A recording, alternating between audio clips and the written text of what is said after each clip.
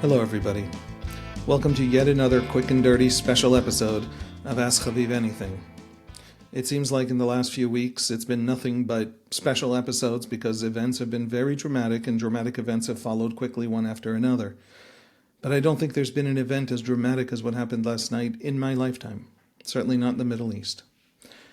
What happened last night was that the United States joined the Israeli air campaign against the Iranian nuclear program.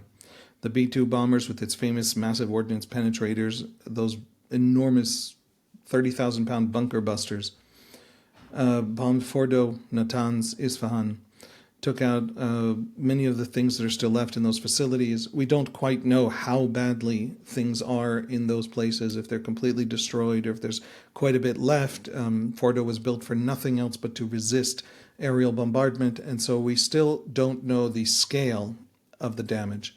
But Trump was very clear last night. He said, this is just the beginning if Iran doesn't come to the table and strike a deal in which it has no enrichment, in which it does not have the path to a nuke.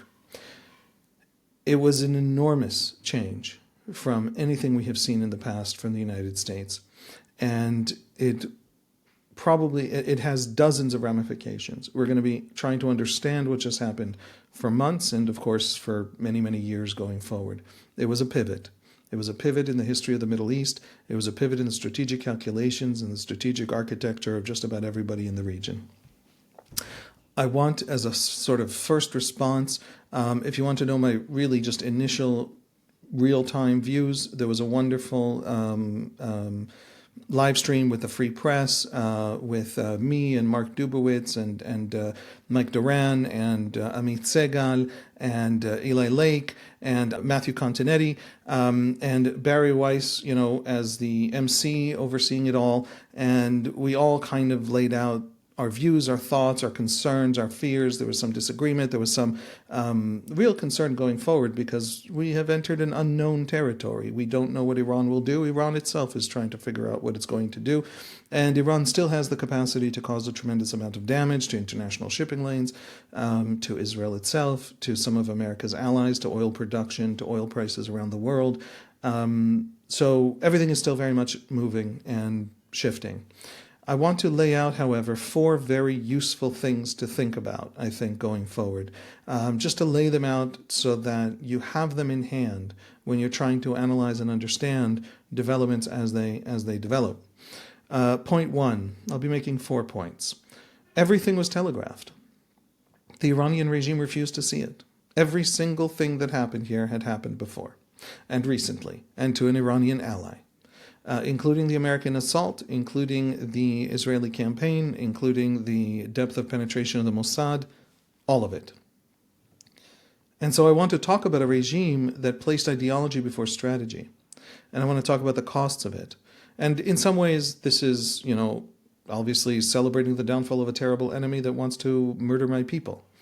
But in other ways, it's also a cautionary tale. And it's a cautionary tale really worth learning from because the great march of folly of human civilizations has a new actor, a new character in that long play, which is this Iranian regime. It may survive, it may partly recover. It drove its country into a bad place, and it drove itself into a catastrophic place. And that's worth looking at and understanding why it did that. To understand the Iranian weakness is also to understand maybe some of the strengths that are left. It's a valuable lesson. Not for the fun of it, not for the hubris of an enemy defeated, but literally for the lesson, and maybe to understand if there's still strength left in this enemy. Everything was telegraphed and they refused to see it. Point 2, what we just saw last night was the latest iteration of how the U.S.-Israel relationship actually works. And it isn't Israeli dependence on America. It's the opposite. It's Israeli independence that makes it a valuable ally for America and that makes America routinely, every time, decade after decade, since Kennedy, come to Israel's aid. And I want to tell you how that arc works, and I want to tell you why a lot of the rhetoric on the American right about Israel dragging America into a war misunderstands America and misunderstands Israel and misunderstands that relationship. And if you have that toolkit of being able to go to Google and search that specific Kennedy's sale of the Hawk missiles to Israel in 1962, why he sold them, how that happened, what caused the very first serious act in an Israeli-American military strategic relationship, then you will understand just how profoundly silly some of the conversation about Israel is today on the American right. And I want to lay that out. There are fantastic arguments for America to pull back a bit from its policing of the world, its protecting of the world. I respect Americans who make those arguments. I'm talking specifically about people who make specific arguments about the American-Israeli relationship that simply aren't the history of it or how it actually functions in real time. They will be disappointed again in the future because of this misunderstanding, because they themselves, like the Iranian regime in many ways, put ideology before strategy and before analysis and diagnosis. So I want to lay out that history. Point 3, ideas can die. The idea of this regime can die. And it's well on its way to being killed. And that should be our focus, to kill the idea. And we should also understand that that will have costs for the Iranian people. And we should talk about it. And point 4, October 7 was always going to end this way. This was where it was going to end. And that's something that, luckily, I said 20 months ago. And I reiterate it today, and I'm going to just finish up with a comment on that, because that is we'll call it the Israeli perspective on what just happened. Before we get into those explanations,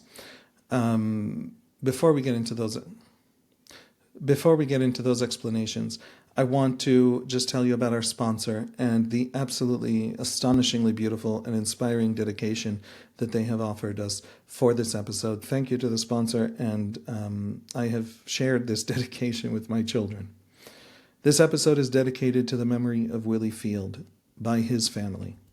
Willy Field was born Willy Hirschfeld in Bonn, Germany. He is perhaps the only survivor of a Nazi death camp who managed to survive, escape, and then return to German soil in a British tank. On the morning after Kristallnacht in November 1938, Willy was arrested by the Gestapo and transported to the Dachau concentration camp. He survived for 5 months in the concentration camp until his former employer, a Jew who had himself escaped to England, was able to secure for him a travel permit to the UK. Willy was released from Dachau and left Germany with his cousin and twin sister and arrived in the UK in the spring of 1939, shortly before the start of the war. But as a German living in Britain, he was viewed with suspicion by the authorities and subsequently deported to an internment camp in Australia at the beginning of the war and held there for over a year. The British government eventually realized that German Jewish refugees were an asset rather than a liability, and Willy was sent back to England. When he finally returned to England in 1941, Willy volunteered for the British Army, becoming a tank driver in the Royal Armoured Corps just in time for D-Day, where he drove his tank onto the beaches of Normandy and fought his way across Europe with his regiment. While fighting in Holland, Willy's tank was knocked out. Everybody in his tank was killed. He was the only survivor. He was sent back to England for 6 weeks of recuperation and then sent back to the front, given a new tank, and told to carry on, which he had no fear of doing. At this point, Willy was still only in his early 20s. He fought for 11 months on the perilous front lines in France, Belgium, and the Netherlands, where the average life expectancy for a tank driver was mere weeks.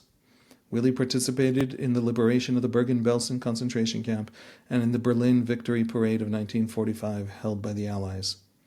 He later settled in London, where he met and married his wife Judy. The couple had 2 sons. Willy lived in London until he passed away at the age of 91 in May 2012. But his memory lives on through the stories he used to tell his family and which they have chosen to share with us through this podcast. Thank you. It is a privilege to be part of keeping alive the memory of such an incredible man who, in the worst moments in human history, rose to the challenge, fought back, and built a new life. Thank you to the family. Over 1 million Jews fought the Nazis in various armies in World War II. One of the bravest of them was Willy Field. Part 1. Everything was telegraphed, but the regime refused to see. Folks, the United States used B-2s They traveled 30 hours to the Middle East from Missouri, and they dropped the bunker busters on targets that Iran had helped build and plan and pay for. And that was on October 16 of last year. It was under the Biden administration. President Biden authorized the B-2s to strike 5 hardened underground weapons storage facilities near Sana'a and Saada in Yemen. These were places where the Houthis stored missiles, they stored components, and they used them to stage those attacks, the ongoing attacks on commercial and military vessels in the Red Sea and in the Gulf of Aden that were causing havoc to international shipping, basically stopping up the Suez Canal. These were exactly what we just saw. They took off from Missouri. They never stopped. They never landed in Guam or anywhere else. They traveled east. They hit Yemen and they flew back.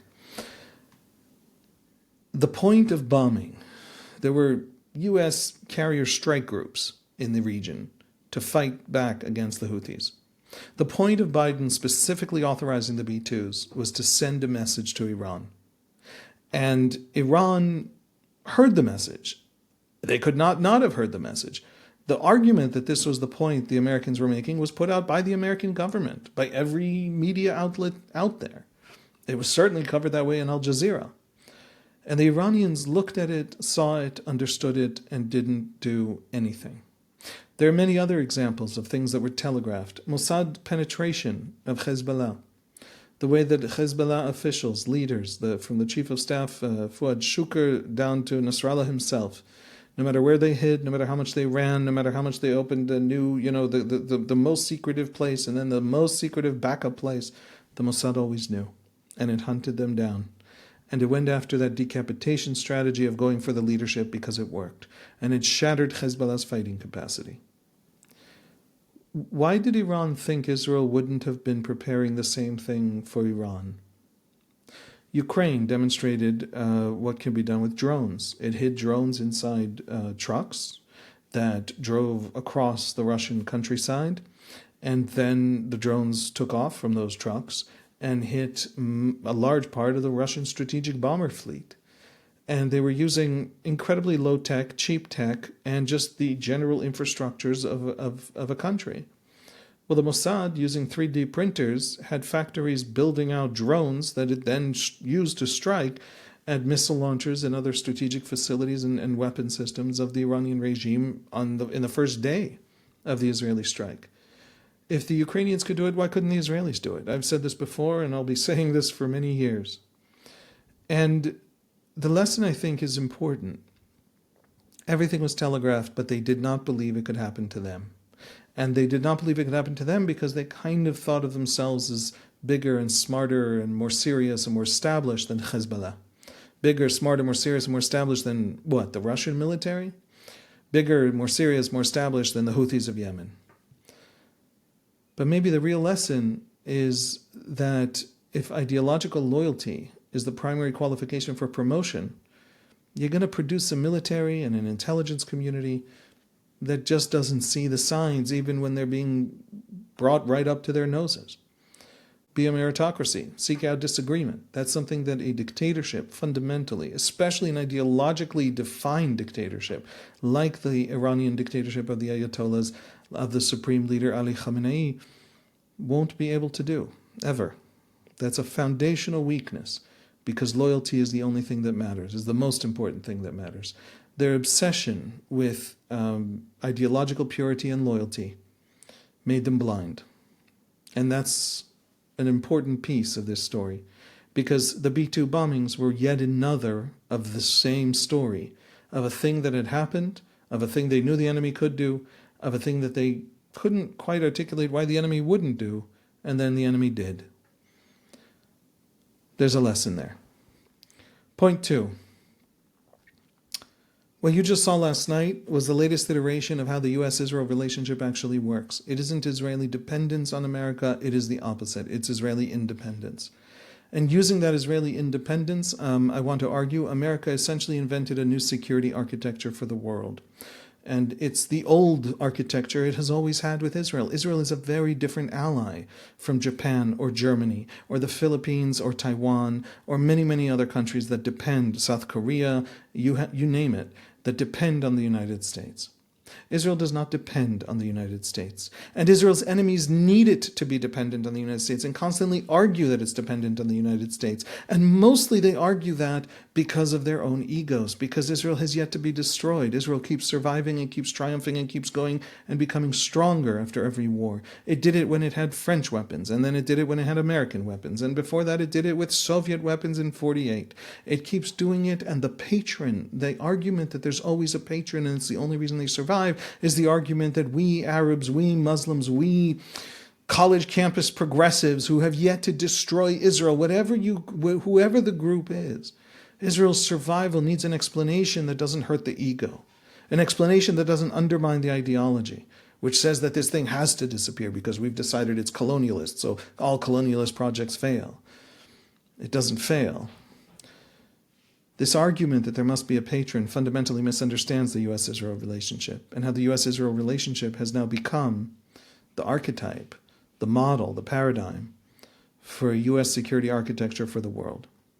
And I want to lay that out and explain it a little bit, and then hopefully I'll convince you, because this is big. And I think this is foundational to the Trump doctrine. This is foundational to Trump's brand of isolationism. The United States can still secure the world, protect the world, and police the world without having to secure, protect, and police it. And the basic idea is the ally does the heavy lifting, the local ally, and the United States comes in to deliver the coup de grace. That's exactly America's value added, without all the massive costs to the American people, the American economy, American blood and treasure. And the Israelis have just demonstrated what that relationship could be. And Trump was convinced by the Israelis, not by Israeli begging, not by Israeli dependence, but by Israeli independence, by the American desire to make this a cleaner war, a war that doesn't deteriorate into all kinds of other things, by the American desire also to be part of the great triumph and pivot of the Middle East and taking out this great danger that just about everybody in the Middle East sees, except for the ideologues in the West who pretend not to understand. And so there's a new relationship here. It's the old relationship between the U.S. and Israel, but the U.S.-Israel relationship, it's not going anywhere. It has just become that fundamental kind of relationship. To my Taiwanese friends and South Korean friends and Japanese friends and European friends, you face enemies.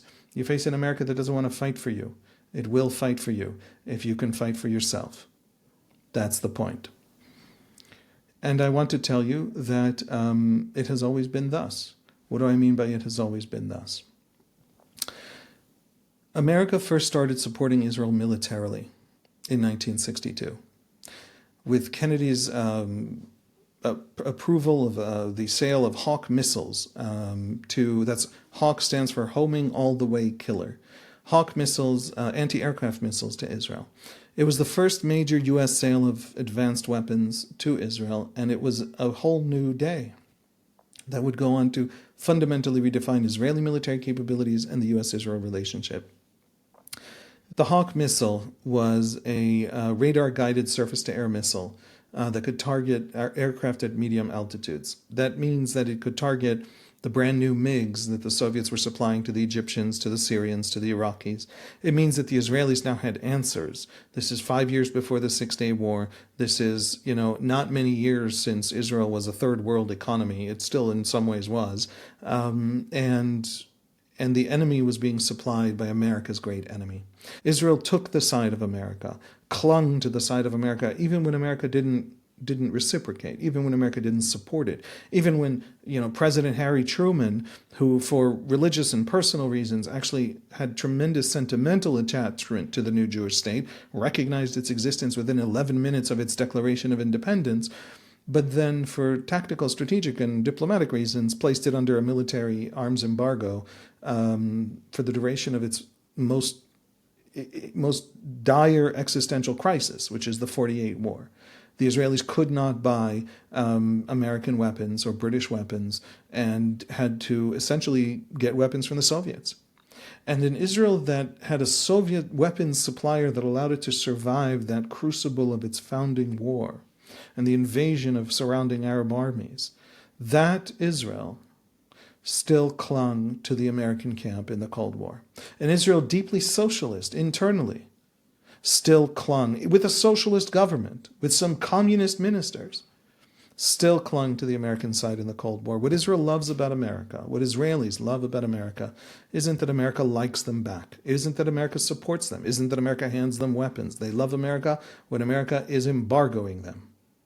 What they love about America is that they are aware, and we've talked about this, the hobbits of Europe, they are aware that America has built out a world order that is safer and better and more prosperous and more protected than any period in human history. And that means the Israelis will always appreciate America, even if America doesn't reciprocate that appreciation. And that sense that the Israelis are allies made it possible to have a military strategic relationship. But what actually sparked the military strategic relationship with Kennedy in 1962 was not Israeli need, was not Israeli begging. The Israelis didn't come to Washington hat in hand and the Americans took pity on them. It was the opposite. It was somewhat that the Soviets were arming Israel's enemies, and by default that made Israel an American ally. And if the Soviets arming the enemies of a pro-American country defeated that pro-American country, that would be a bad precedent in the Cold War. All the other American allies would see it and say, wait a second, are we safe under the American umbrella? That was a part of it. That was part of the discussion with Secretary of State Dean Rusk and National Security Advisor McGeorge Bundy. But more fundamental than that was the very simple point that Kennedy suspected that Israel was building a nuclear weapon, that the Israeli nuclear program was well underway at Dimona. And Kennedy was pressuring the Israelis to open that facility to U.S. inspections. And the Israelis had actually acquiesced and allowed the inspectors to come through, although it was a very heavily managed visit. The Israelis had a doctrine that Moshe Dayan would come to refer to as the wounded tiger. You push us up against a wall, we might do crazy things. We might do things that don't make sense. We might do things that therefore you can't predict. That inability to predict us makes us doubly dangerous. So don't push us up against a wall. You don't put your hand out, and you certainly don't come with weapon in hand at a wounded tiger, because you don't know what it's going to do. That wounded tiger was developing nukes. And Kennedy had a couple of bad options. Pressure Israel to the point where it doesn't have nukes. Then the Israelis will feel more vulnerable as the Soviets were arming all the countries around them. Israel had not yet gone through 67. It did not yet know it was a regional power. It did not yet understand that the Arab countries were hollow from within, that they had these incompetent and deeply corrupt dictatorships, whereas the Israelis were building out serious institutions that could actually build proper militaries and functional, competent institutions. We didn't know that yet. And so 1962 was a moment of great vulnerability, and this turn to the idea that we needed a nuclear defensive umbrella was something that Israelis felt profoundly. So the Americans could try and pressure us to let go of it, but all of our vulnerability would make that probably not tenable. Or the Americans could take the opposite tack and win everything they want, which is the bear hug. Embrace the Israelis, arm the Israelis, guarantee qualitative military edge for the Israelis over their enemies, make the Israelis feel safe, make that alliance close, make the tactical and strategic collaboration very, very tight-knit. And then you can see everything the Israelis are doing. You know what they're doing, you know what they're planning, because they're talking to you constantly about it, because you're on the ground in Israel coordinating everything, because you're handing them the weapons. And that's a kind of control, it's a kind of way of mediating Israeli action because of Israeli independence, because of Israeli capabilities, mediating that Israeli behavior in the Middle East in ways that don't hurt American interests in the Middle East. Israeli and American interests align quite well, but not perfectly, not always, sometimes not well at all, as Americans and Israelis perceive it. The bear hug has always been seen as the best way to manage that problem. You have some of these anti-Israel, I don't know what they call themselves, libertarian, right-wing, patriot, woke right, whatever you call them, who argue essentially that America is stupid, and that random sentiment that it has nothing to do with America's own well-being and interests has driven an American support for a country that has only hurt American interests. I disagree. I don't think America is stupid. I don't think America ever was stupid. It makes mistakes. Everybody makes mistakes. That doesn't make you stupid. I think there was deep logic behind the Israeli-American strategic relationship. And I think that people who dislike Israel a little too much, as Woody Allen once said of anti-Semitism, it's disliking Jews more than is absolutely necessary. People whose animus against Israel is just a prejudice, not a strategic argument, they need America to be stupid in its support for Israel, because if there's deep strategic interest here, then they're kind of stuck with a support for an Israel they don't like. After Kennedy came Lyndon B. Johnson. He expanded the arms sales massively. So Israel would then begin buying tanks and aircraft, and Richard Nixon would already establish a proper strategic alliance. Richard Nixon, by the way, whose own personal views about Jews were anti-Semitic, established a proper military alliance with Israel. Discouraging Israel from going nuclear was key. And attempting to gain transparency of what's happening in the Dimona nuclear reactor was key. And Israel being pro-American was also key. And Israel being a wild card that America couldn't quite control, its willingness to be independent, was also key. Israelis have fretted a great deal over the last week over whether America would join or not join. And I had suggested the argument rooted in this history, the very simple argument, that at some point, if the Americans tell you, wait, Trump said, I'll take 2 weeks to decide, up to 2 weeks to decide. And I said, well, if the Americans think that we're going to be in a holding pattern for them, we have to go it alone. Because if we go it alone, what will that do? It will bring the Americans in. Now, it turns out we didn't have to do that, because the 2-week thing that Trump said was a ruse. It was part of the military intelligence tactic against Iran to make Iran not move things out of Fordo, to make Iran expect the Americans not to bomb. But at a larger level, that's exactly what happened. The Israeli willingness to go it alone, the Israeli willingness to deliver massive strategic successes, that's what brought Trump in. If the Israelis had hobbled along and tried to strike, but hundreds of missiles had hit the Israeli civilian front, and Israel had failed to take out launchers, failed to strike a great many of the nuclear sites, failed to decapitate half of the regime's leadership, Trump would not have joined. Trump would have pressured Israel to stop. This posture by the Israelis, this willingness to go it alone, to do things that don't fit the calculations of others, is what first created the American strategic support for Israel. If I were Taiwan today, I would double and triple down in Taiwanese capability to face down China. You want America behind you? Make sure it isn't too much American blood on the line when the war comes. Ditto Japan, ditto South Korea. The way you hold America is by being able to defend yourself. America will come in and deliver its grand strategic element that it can add to your strategy because it has that scale, because it has that technology. America doesn't put boots on the ground anymore, and America's not going to bleed for anybody. And I don't blame it. Sentiment drove Truman's recognition. Even then, it wasn't just sentiment. There was this hope that it would solve the DP problem in Europe, where the United States military was feeding and paying for 250,000 Jewish refugees that nobody else would take in, including Congress, which wouldn't lift the immigration quotas from the 1920s. So there was this hope that this newly established Jewish state in 1948 would finally end the DP problem that Truman had and saw as a real headache and as a real moral problem. But that didn't mean Truman would support Israel militarily. The military alliance has nothing to do with sentiment.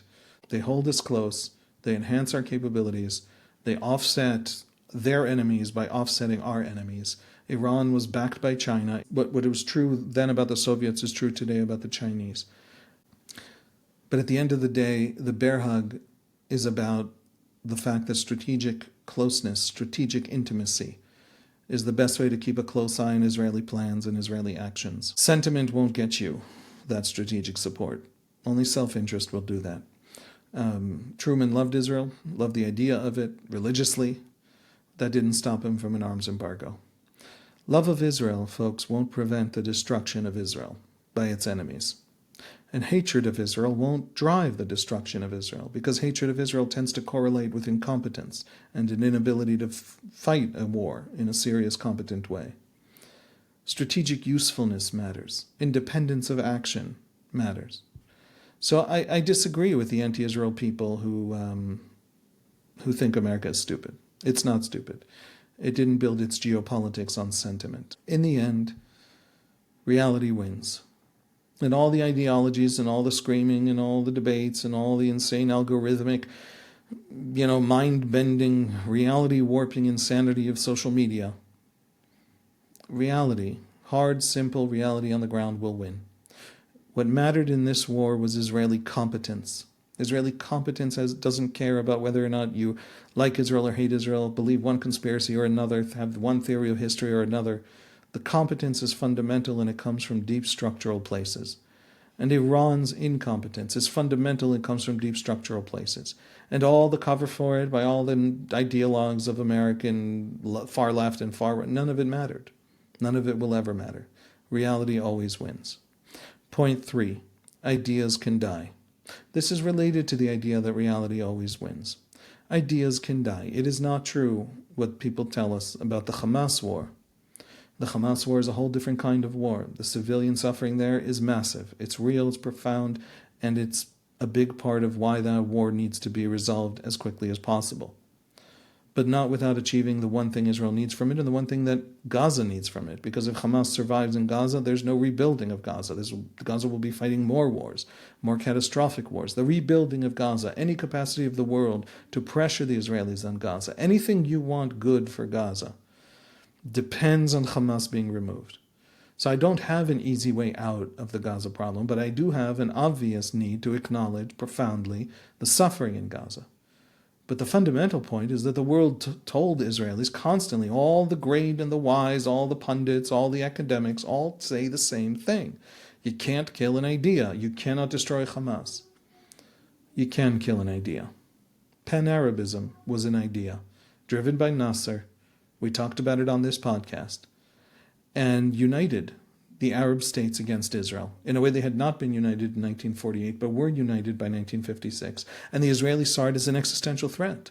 The whole world had suddenly become much, much more dangerous because the enemies had all united all around them, to the point where the Syrians and the Egyptians actually formed a united Arab Republic, a single state, for a while. It fell apart very quickly. It never really functioned.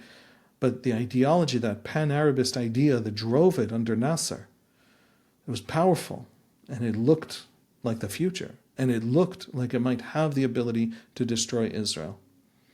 And then the Israeli military and the Arab militaries met in the desert, met in the field, and the Israelis won spectacularly against these Arab militaries because the ideology couldn't compensate for all the problems of these dictatorships, the incompetences of these dictatorships.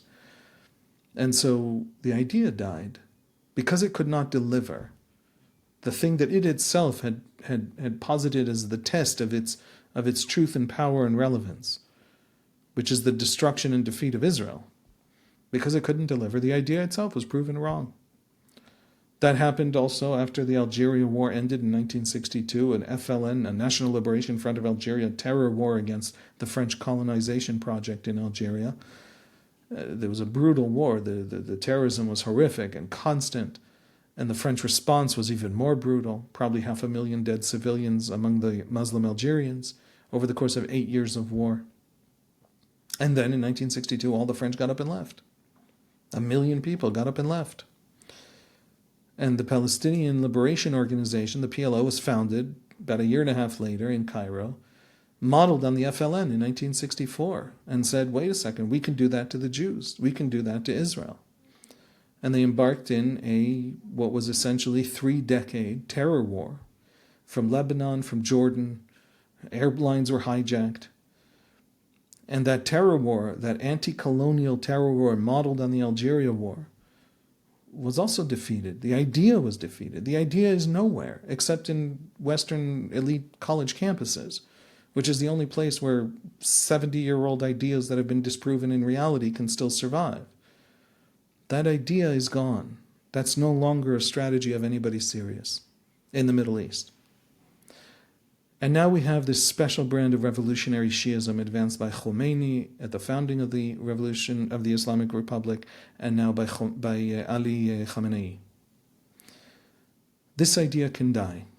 This idea made the destruction of Israel the proof of concept, the proof of its ethos, the proof that if the Shia organize properly, they can do what the Sunnis have failed to do for 100 years, and therefore the Shia are right and the Sunnis are wrong. They don't even care so much. It's not even pure anti-Semitism, although there's a lot of anti-Semitism, just the dirtiest, classic, most ridiculous and pathetic version of it. I mean, Holocaust denial is a regime ideology under Ahmadinejad and among many people today still in that regime. But it was about Shiism, and it's about the revolution, and it's about how the Israelis, Israel was the smallest and weakest thing that had ever pushed Islam back, and so that was the first thing Islam had to defeat, and whoever defeated it was the true Islam. It was this kind of, it's profound, but it's also a little bit strange to outsiders, maybe silly. That idea that focused that regime's energies and vast hundreds of billions of dollars on the proxies, that idea can die. All it has to do is fail. All it has to do is be defeated. And the Israelis in the last 20 months have defeated it. They have broken the back of every proxy. The revolutionary Shia idea lies in ruins everywhere, and everywhere that this Islamism has touched, it has broken. Hezbollah was gutting the Lebanese state long before October 7. What the Houthis have done to Yemen, no enemy of Yemen has ever done to Yemen. And now we've defeated Iran. Now, what does that mean, we've defeated Iran? Iran is still there. It has massive strategic depth. It has a land area, I think 60 times the size of Israel, and a population 9 times Israel's. Iran is still there and still capable. But the regime, and everything the regime saw as its symbols, and all of its bravado, and all the things it was proud of, and all the strategic weaponry it thought, basically the only thing that regime has is that missile arsenal. It doesn't have a functional air force. It doesn't have a serious navy. It doesn't have a real military in the sense that Westerners have militaries. What it has is the conviction that nobody will attack it because its sheer bluster and general Western aversion to war is going to keep it safe, and these strategic weapons in the form of the missile arsenals. The Israeli Air Force over Iran has done many, many different things. One of the major ones, maybe the single biggest effort, has been to take out missile launchers. Because the Israelis realized it's going to be hard to track down all the thousands of missiles in the arsenal. Some of them buried deep underground, some of them hidden in secret places. But you can track launchers by the launch. You can track launchers with intelligence. And you can create a bottleneck of launchers so that it doesn't matter how many missiles they have. They can't launch them in any real numbers. Well, if 2/3 or 3/4 of the launchers are now gone, which is the estimate in Israel, Iran can have as many missiles as it wants. It'll have to throw them with their own bare hands to actually get them to go anywhere. And this is the point. The regime had one last great arena, one last great asset, and the Israelis have now systematically been denying them that asset in their ability to respond to the Israeli strikes on their nuclear program and missile production capabilities. And that was the missiles. And so the regime is now being systematically disarmed, on top of seeing its nuclear program, its crown jewel being destroyed. It's being systematically disarmed. And a regime that has spent 46 years making sure of nothing except that it will survive, co-opting and gutting and weakening every other power base in Iranian society to make sure that nothing can ever challenge it, not the army, not the economy, not different elites within the regime, nothing can co-opt the regime.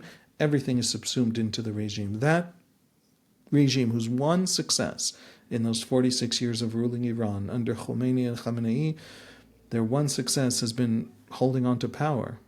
It's entirely possible that that regime cannot fall, simply because there's no other power base within Iran to make it fall, and nobody's invading Iran. But the Israeli war effort has done something more profound than regime change. It has stripped the regime of its story. It made it not a redemptive, religious, revolutionary regime. It's now something much more petty and much more pathetic.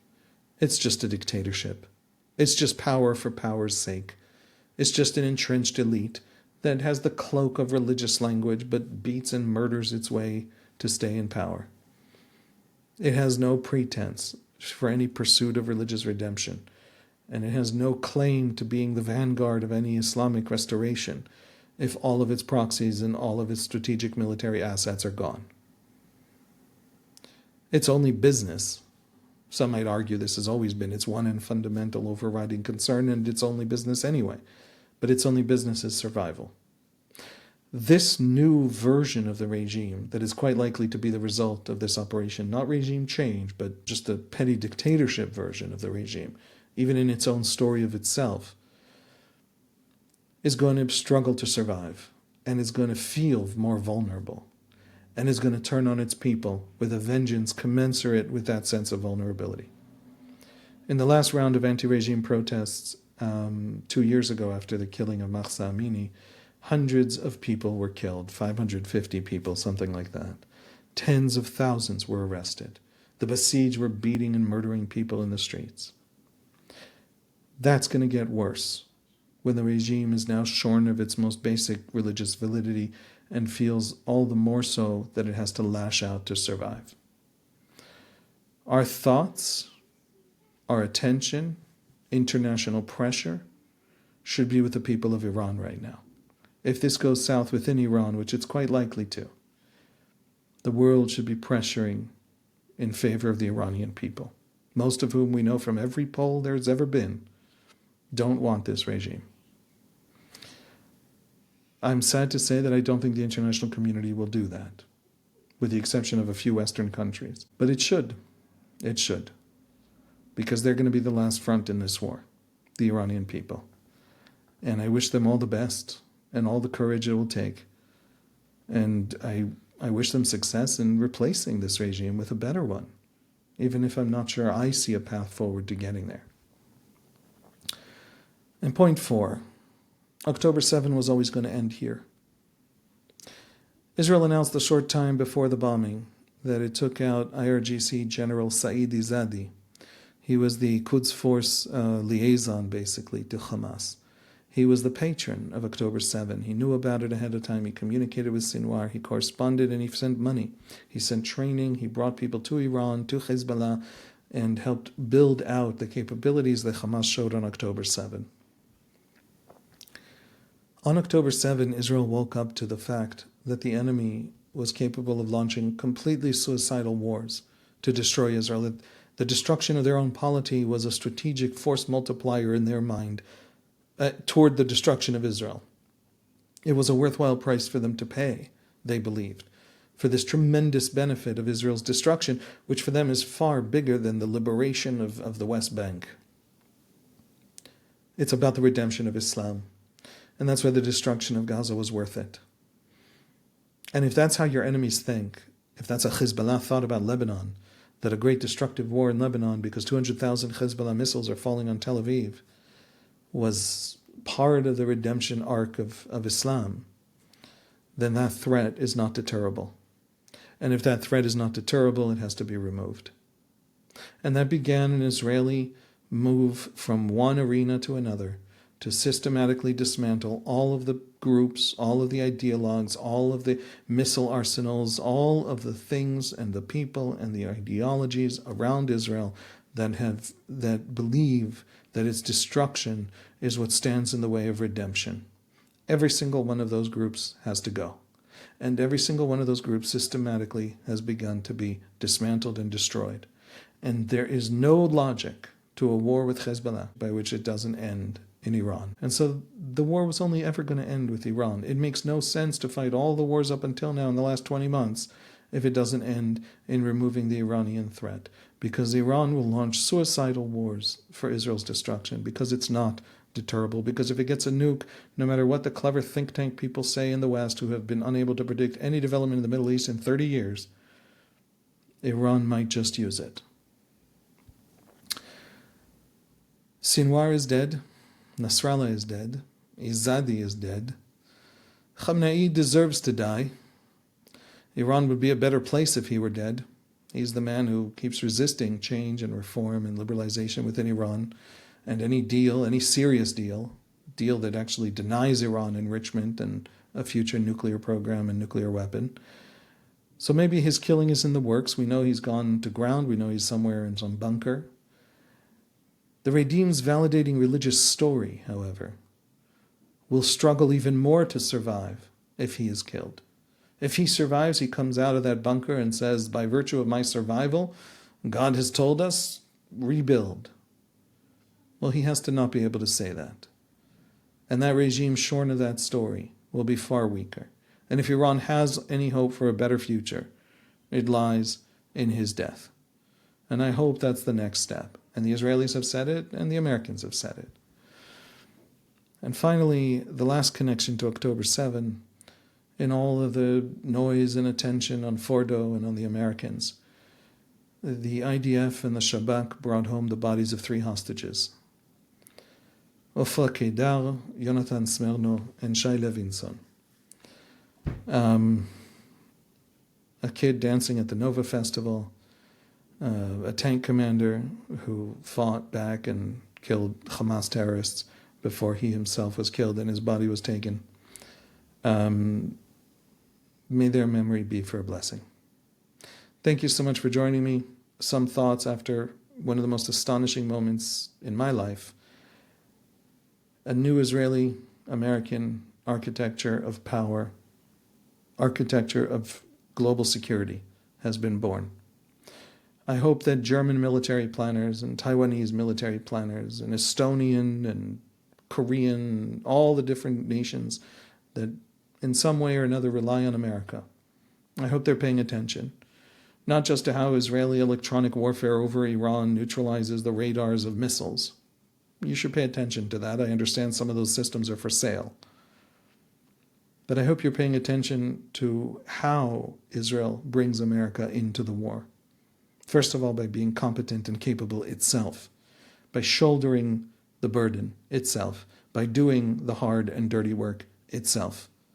And then, if you need that one special, insanely powerful, long-range strategic capability that only the Americans have the economy to produce, it'll be there for you. But America won't police the world with boots on the ground anymore. And it's right not to. So everyone else has to do their part. And the Israelis, as always in these things, are leading the way. Thank you for joining me.